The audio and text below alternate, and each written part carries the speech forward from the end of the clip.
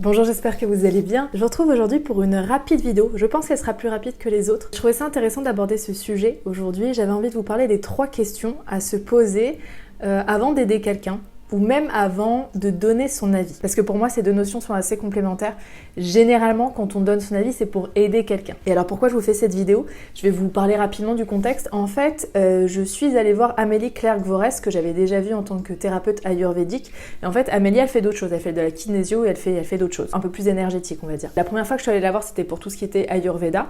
Et je suis ensuite allée la voir pour tout ce qui est kinésiologie.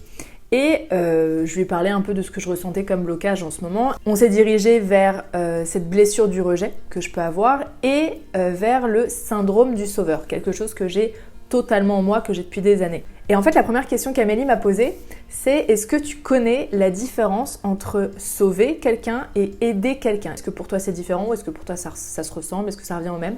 Et en fait, j'y ai réfléchi rapidement et je me suis dit, bah non, pour moi en fait finalement c'est à peu près la même chose. Quand j'aide quelqu'un, il y a cette notion de vouloir sauver la personne. Et là, Amélie m'a stoppé en disant, bah déjà il faut que tu comprennes bien que dans la notion de sauver, il y a une notion de vie ou de mort. C'est à ce moment-là qu'on sauve quelqu'un, c'est quand la personne est vraiment en danger de mort. Et tu te rendras compte que finalement, en tant qu'être humain lambda classique, on est rarement dans une situation de sauver une personne. À part un médecin qui travaille aux urgences ou un pompier, etc. Là, ces personnes-là ont des notions de sauvetage. Pour le reste, pour le commun des humains, on va dire, on a rarement cette notion de vie ou de mort entre nos mains. Donc déjà, c'est bon de faire la différence entre aider et sauver. Quand j'aide quelqu'un, il ne s'agit jamais d'une question de vie ou de mort. La personne n'est pas en danger de mort, vous voyez. Je vais pas forcément m'attarder sur ce syndrome de sauvetage, de vouloir sauver les gens. Ça, c'est quelque chose apparemment qui vient de l'enfance, quelque chose qu'on a expérimenté avec nos parents, qu'on aurait voulu sauver à un moment. Amélie m'expliquait qu'en tant qu'enfant, on passe souvent par une phase qui est la phase des super-héros, où on a l'impression qu'on doit sauver le monde, on doit sauver les gens, on doit sauver nos parents. C'est une phase qui est normale chez l'enfant et chez certains adultes, ça peut rester comme ça a pu être mon cas. Et en fait, du coup, avant de faire la séance de kinésio, donc qui est un peu plus énergétique, Amélie m'a partagé 3 questions à se poser avant d'aider quelqu'un. J'ai trouvé ça hyper intéressant de vous partager ça aujourd'hui. La première question que l'on devrait se poser avant d'aider ou de donner son avis à quelqu'un, parce que comme je vous le disais en intro, pour moi il s'agit à peu près de la même chose. Quand on donne son avis à quelqu'un, c'est qu'on a envie de l'aider. La première question à se poser, ce serait: est-ce que la personne m'a demandé mon aide? On a souvent tendance à proposer son aide, à trouver des solutions, à donner son avis à des personnes qui n'ont rien demandé. Alors ça part toujours d'une bonne intention, hein. Moi quand je veux aider quelqu'un, quand je donne des solutions, quand je donne mon avis pour aider quelqu'un, c'est dans la volonté d'aider cette personne et que cette personne soit bien. Seulement, généralement, la personne n'a pas demandé d'aide et elle n'a pas demandé mon avis.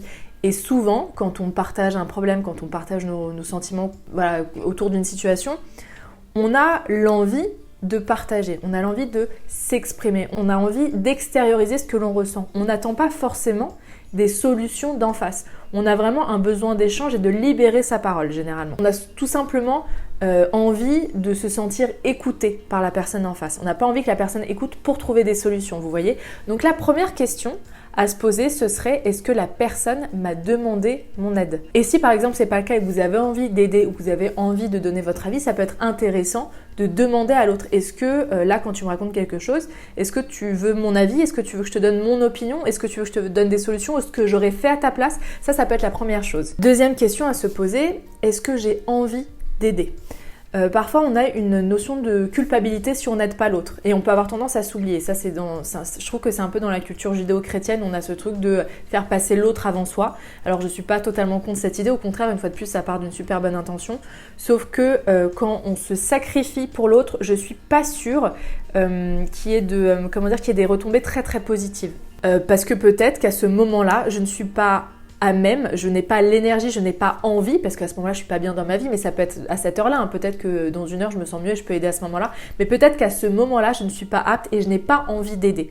Donc plutôt que de faire passer l'autre pour les conventions ou pour la bonne éducation ou je sais pas quoi, peut-être que ça pourrait être intéressant de dire: écoute, là je peux rien faire pour l'instant, je peux pas t'aider, par contre laisse-moi un peu de temps, laisse-moi tranquille, laisse-moi me reposer, ou laisse-moi quelques jours, laisse-moi quelques semaines et je reviens vers toi quand j'ai l'énergie pour t'aider, quand j'ai la bonne énergie pour t'aider. Donc la deuxième question: est-ce que j'en ai envie? Et moi j'ajouterais: est-ce que j'ai l'énergie, est-ce que je ressens que c'est le bon moment pour aider en fait? Parce que vous savez, même si on a plein de bonnes intentions, je suis pas sûre que lorsqu'on n'a pas envie, lorsqu'on n'a pas l'énergie, lorsqu'on n'est pas dans des bonnes conditions, on soit d'une très très bonne aide. Vous voyez, je suis pas sûre que notre aide soit hyper positive, hyper favorable. Donc il vaut mieux attendre d'avoir vraiment envie, d'être dans les bonnes conditions pour à ce moment-là aider la personne et trouver des bonnes solutions pour la personne. Et enfin la troisième question, qui est banale et pourtant on devrait plus souvent se la poser, c'est est-ce que j'en ai les compétences? Est-ce que j'ai les compétences d'aider la personne? Est-ce que j'ai les compétences pour donner mon avis et aider véritablement la personne à avancer dans son problème? On est beaucoup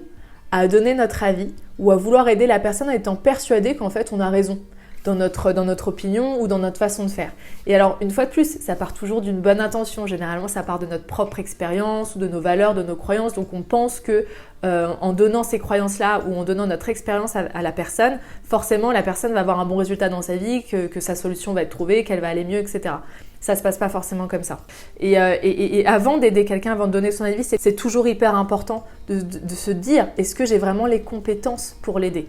Et parfois, c'est faire preuve d'humilité, de dire, bah là, je ne suis pas capable de t'aider. Je n'ai pas les connaissances, je n'ai pas les compétences, je ne suis pas à même de t'aider ou de te donner mon opinion parce que je risquerais de te faire dévier ou de te donner une mauvaise expérience ou de te donner un mauvais avis, vous voyez.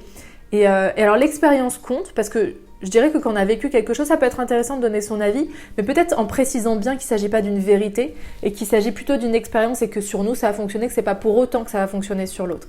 Et moi, cette question, elle me remet vachement à ma place en tant que youtubeuse où on me demande souvent mon avis, où je me permets, mon métier, c'est de vous donner des conseils, de vous emmener vers vous diriger vers des chemins, vers des produits à essayer, vers des réflexions, etc.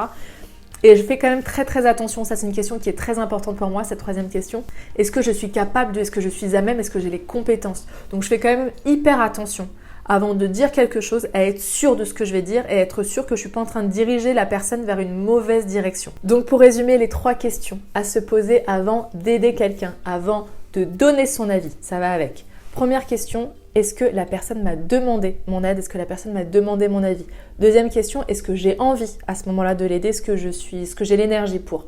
Troisième question, est-ce que j'ai les compétences pour l'aider? Est-ce que j'ai les compétences pour donner mon avis et l'emmener vers des solutions favorables? Je pense que ces 3 petites questions sont à noter, c'est ce que j'avais dit à Amélie, je vais bien les relire parce qu'elles sont très très importantes. Et je trouvais ça aussi hyper intéressant de bien différencier cette envie de sauver l'autre et cette envie d'aider. Les gens sont rarement en danger de vie ou de mort. Je m'arrête là, je vous ai dit que c'était une vidéo un peu plus rapide que les autres. Je suis en plein déménagement. C'est sûrement la dernière vidéo que vous verrez dans mon appart actuel. Je déménage ensuite, j'ai essayé de cadrer pour pas que vous voyez tous les cartons derrière. Merci en tout cas d'avoir regardé cette vidéo jusqu'au bout. N'hésitez pas à donner votre avis en dessous. Vous voyez, là je vous autorise, on va dire, à me donner votre avis. Je vous demande de me donner votre avis et je prends les retours avec grand plaisir. Ça faisait longtemps que j'avais pas fait une vidéo de développement personnel comme ça.